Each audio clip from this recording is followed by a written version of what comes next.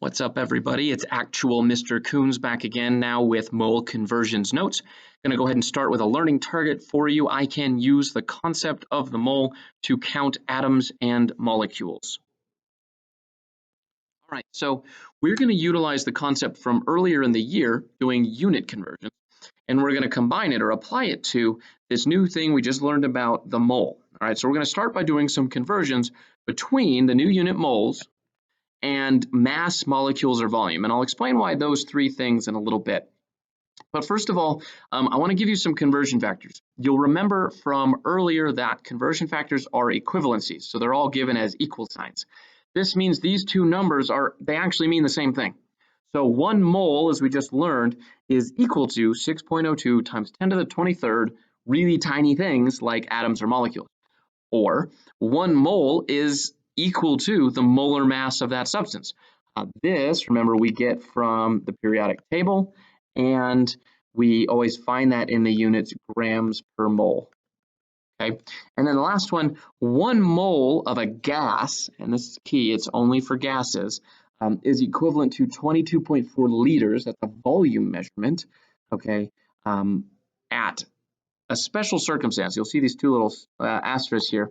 This only works when something is at STP. That is an acronym that means standard, temperature, and pressure. And that is 1 atmosphere of pressure, there's the standard pressure, and 0 degrees Celsius, that's standard temperature. This is very cold. Remember, 0 degrees Celsius is where water freezes.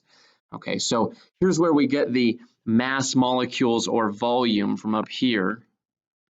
Okay, we have molecules, we have mass, and we have volume. All right, so these are the three places we can go with conversions. Okay, so when we first learned conversions, we showed you a method called have, want, cancel that looked like this. Okay, we had our little chart, and up here we wrote have, then we had our want, the units we want to get to, and cancel, the units we want to cancel. This was a method of showing you guys how to do conversions without mixing in what's really happening, which is fractions, everybody's favorite math concept. So this actually means and looks like this when you do it mathematically. We have a fraction of the unit we have divided by 1, multiplied by, that middle line always meant multiply, the unit we want divided by the unit we want to cancel.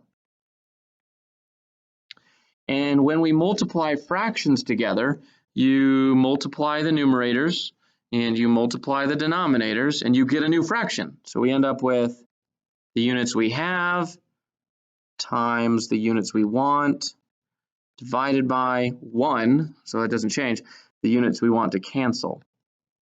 And the way the unit conversion actually helped you out was have and cancel should have been the same unit, and therefore they divide to 1, or they cancel away. Right? So that's why we called it have and cancel. So we're going to show you examples of this and give you a chance to kind of practice this. But going forward, we're going to use the fraction method for all of these conversions so that you guys get a chance to apply it, how it actually works. So this chart looks a little scary at first. Just recognize you don't need to draw it. You're going to get an example of this as we go forward this semester. But this is going to be what we work with for the rest of the semester when we talk about chemical equations and reactions and, you know, why if I have this much vinegar and this much baking soda, I can make a certain volume of carbon dioxide gas. So we need this as we move forward, but we're only going to focus on half of it. Now, before we get started, I want to give you a couple bits of background information, and it's why conversions work. And first of all, I want to give you an analogy that hopefully helps it make sense. First of all, conversions don't really change what the number means. So I want you to think of a conversion factor, those equivalencies from the beginning. And I'm going to give you a new one. Some of you know that 1 mile is equivalent to 5,280 feet. That is a conversion factor. These two numbers mean the exact same distance, but they're two different numbers. We've translated it from miles to feet. And that's all unit conversions are ever doing. We're taking one unit that maybe doesn't make sense in the context of what we're doing and turning it into one that does. it would not make sense for me to describe to you the distance from Fountain Fort Carson High School to my home as 31,000 feet. Whereas it might make more sense to say it's about 5 miles. Okay, and so part of unit translation or unit conversions is recognizing that we're not changing what the number means, we're just translating it into a different language. And we can do this because conversion factors, since they are equal to one another, it's simply multiplying or dividing by 1. You remember that it's have, want, cancel, and that second fraction is want divided by cancel. And so if I put the two parts to a conversion factor in that, they're technically equal to one another, which means I'm multiplying by the number 1. I'm not actually doing anything to the value, I'm merely changing its unit.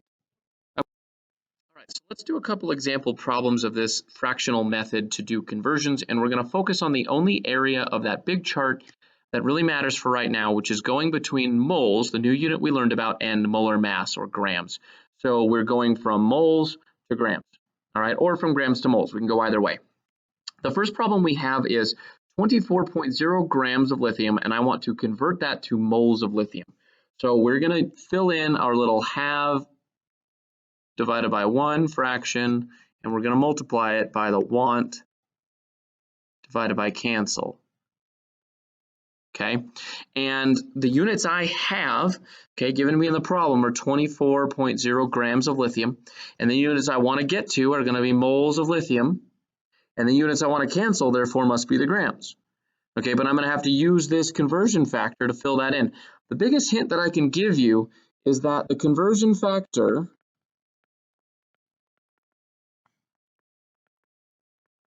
is always the fraction you multiply by. So whatever this is goes here. You just have to figure out which one goes in the numerator and which one goes in the denominator. So let's try that here. We have 24.0 grams of lithium. That was what I have to start with. And I'm going to multiply it by a fraction of the unit I want, moles, divided by the unit I want to cancel, grams. So we should have moles on top and grams on the bottom. And then I fill it in by looking back at the conversion factor and just putting in the numbers that exist. So the number next to moles is 1. The number next to moles is 1. And the number next to grams is the molar mass. So I have to look up the molar mass of lithium. I look at a periodic table. It says it's 6.9 grams.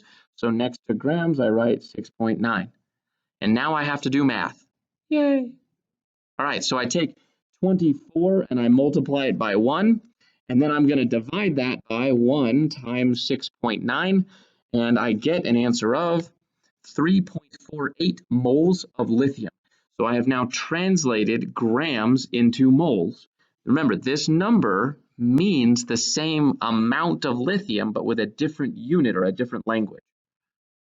All right, we're going to try this second one, but the second one's a little bit tougher because you're going to have to do a bigger molecule. Carbon dioxide is going to require you to add up a molar mass that's tougher than just looking at one element on the periodic table. I'm going to pause here for a second while you set up your conversion. Okay, let's see how you set that up.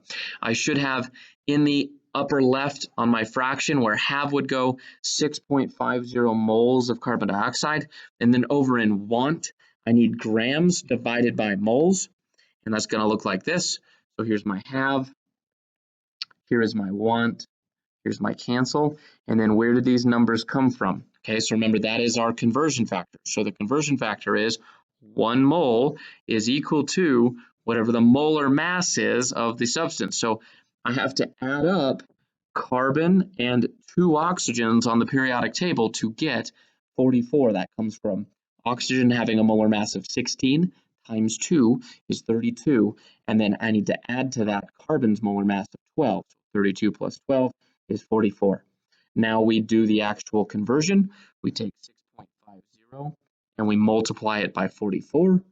And then we divide that by 1 times 1, which is just going to be 1 and keep us at our original multiplication. So we'll take 6.50 times 44 and we get 286 grams of carbon dioxide. Okay, so you're going to put these 3 problems into your notebook and you're going to try them and at least try to set them up. If you get stuck, that is okay, but you better be able to show your instructor that you can at least set up your 2 fractions. Start with what you have given in the problem divided by 1, and you're going to multiply it by a fraction of the units you want to get to divided by the units you want to cancel. And if you can get at least that far, you're definitely making good progress, but I want you to try and solve them.